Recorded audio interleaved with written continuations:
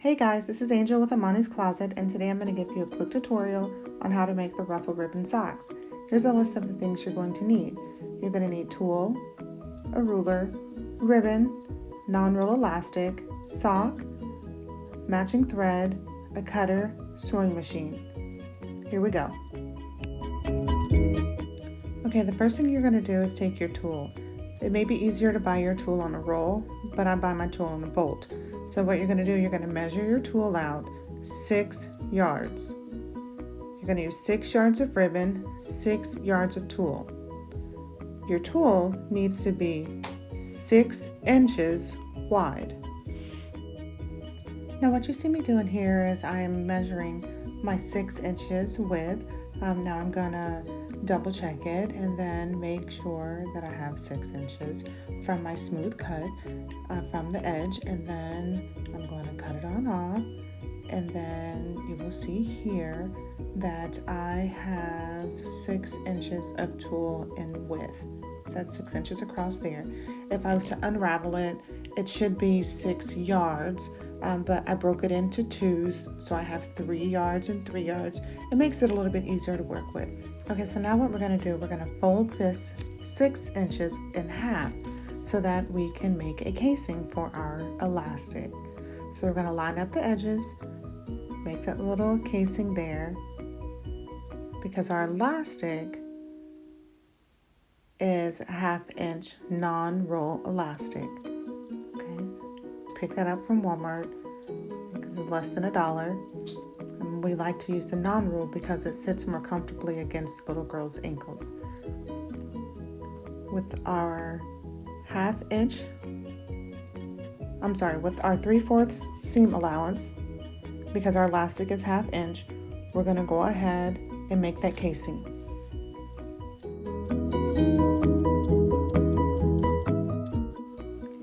Now, as I come to the end here, make sure that I backstitch, and I hope that you backstitch in the beginning. Now our next step is to add the ribbon to the tulle. So on the opposite side of your casing, you're going to take your ribbon and you're going to place it down on your sewing foot, and then you're going to place your tulle right on top of it. Here's a visual of where you're going to be attaching that ribbon. So you're going to try to get that ribbon as close to the edge as you can. One thing I want to mention is when you are placing the ribbon on the sewing machine, make sure you put the shiny part facing down.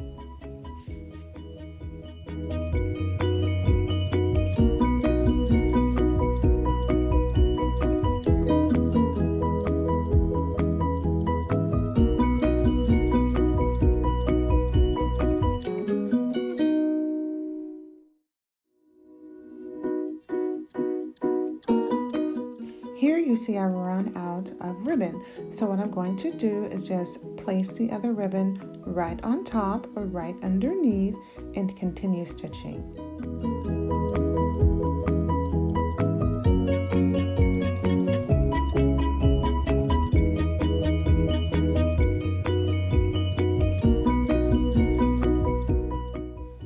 So I'm coming to a point where I'm running out of ribbon again, and this time I said, you know what?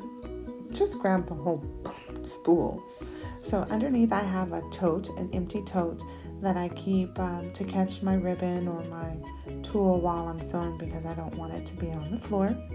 Always make sure you burn the tips of your ribbon so they don't fray. My other pieces had already been burned or sealed.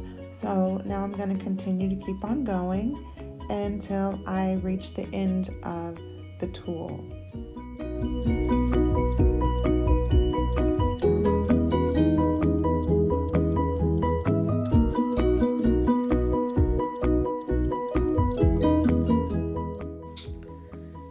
See me sealing the end of the ribbon again.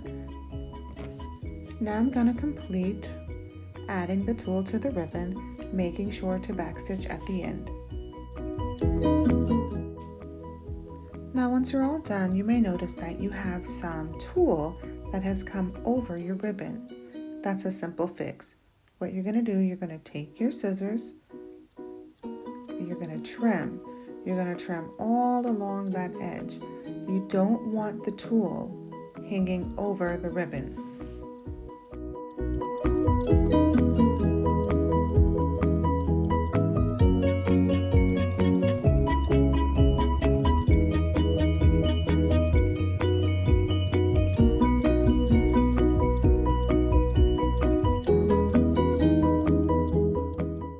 Now when you get to the point where your ribbons have meat, you can take this stuff right here. It's liquid stitch. Got it from Walmart, and you can put a dab on it and it'll settle together. I personally just use my hot glue gun and put a dab on there. Here I'm just finishing up the trim. I'm making sure that, once again, the tulle is not hanging over the ribbon. Now I'm coming to the end of the trim.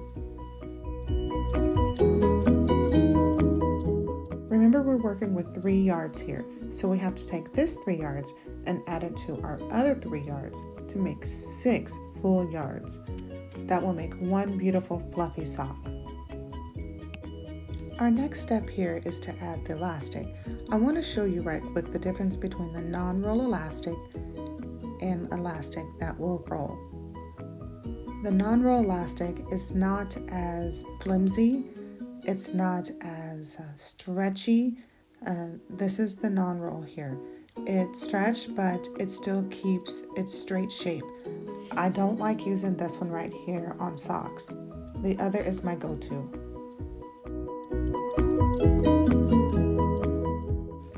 Now I'm going to measure out my elastic. I use 6 inches for toddlers and 7 inches for youth.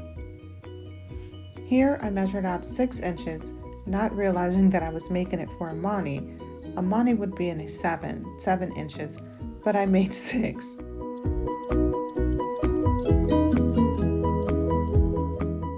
Now what I'm going to do is thread the elastic through the casing that we made earlier. I'm going to attach one end of the elastic with a safety pin and the other with a black clip. What I do is I take a marker or a pen and mark one end of the elastic and then the other end, so that way when I'm done threading it through the casing, I can match them up and make sure that they are touching. That way I know that my elastic did not get twisted up on me while I was feeding it through the casing. I have found that the end of the safety pin instead of the top feeds through a lot easier. So you can try that and let me know what you think down below in the comments. It just seems to be a much smoother thread.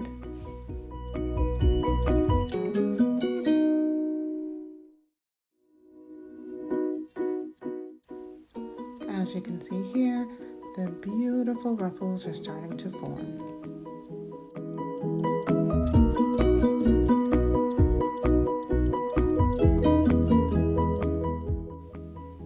Okay, so I'm coming to the end and I'm kind of manipulating it a little bit too much. I'm looking for my black clip, grab it, and boop, pulled it off. Seriously. So what am I supposed to do? Because the elastic has gone back inside the casing. Stop and think for a minute. So I decided to take something long and run it down the casing, right aside the elastic. You'll see here, and then what I'm going to do is push the casing around the pencil or the object that I have until I get to the elastic.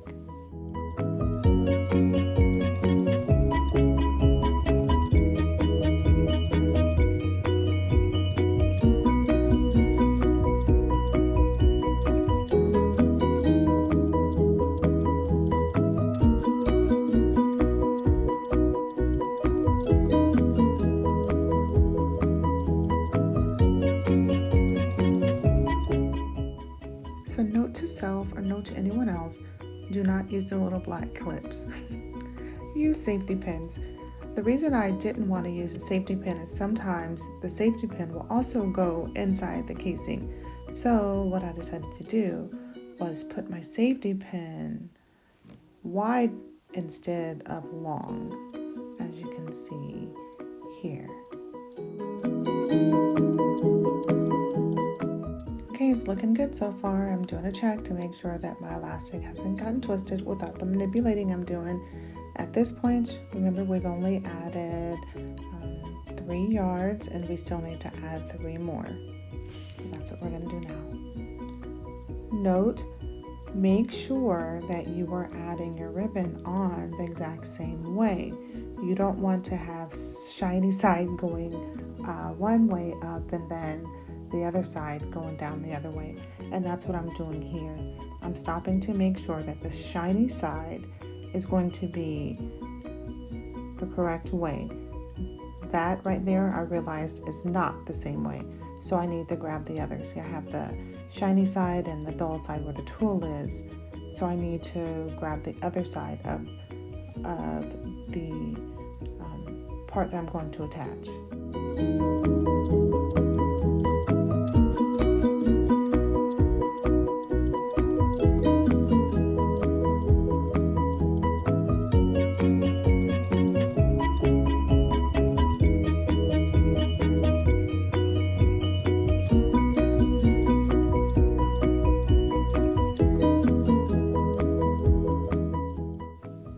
And now I'm just going to continue to thread this through.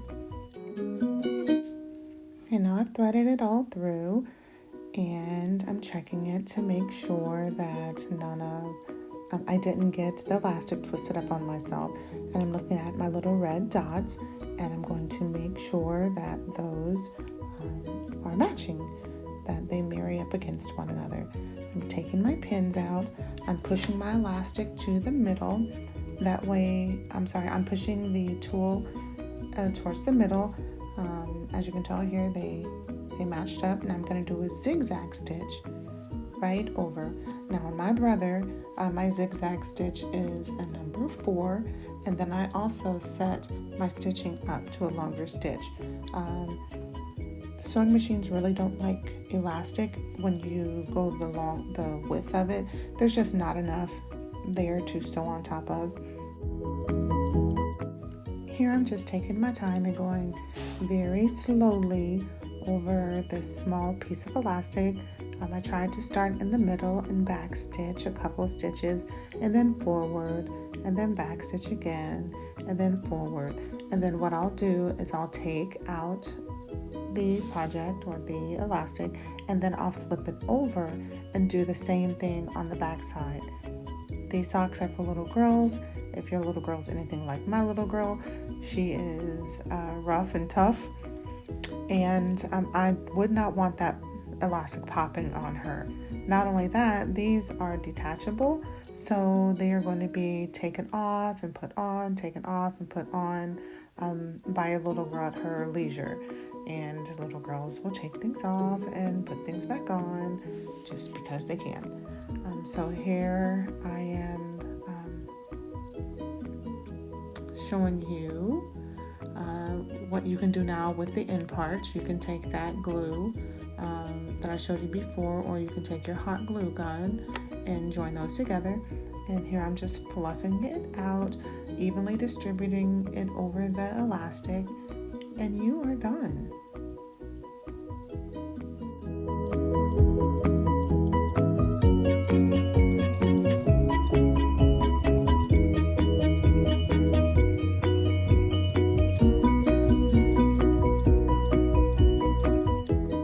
Once you have fluffed out your ruffle to your liking, now you can just add it over your sock. Now this does not do it justice because the sock is not on a little girl's foot or on a mannequin where you can get the full effect, but this is your beautiful ruffle sock that is able to be detached so that the sock can be washed and that you can spot clean the ruffle if you need to. Now all you have to do is make one more and then you have a set. Right here I'm noticing that I burned the ribbon too much and it's really bothering me, so I had to cut it off and then I'm going to reseal it again. I really hope that you enjoyed watching this video. Make your little girl some ruffle socks. Make them in all colors, make them with all different type of ribbons, layer your ribbons, do satin ribbon mixed with gross grain, do rainbows, whatever your heart desires. And if you don't want to make your own socks, you can go over to Amani's Closet, www.amaniscloset.com, and purchase your socks.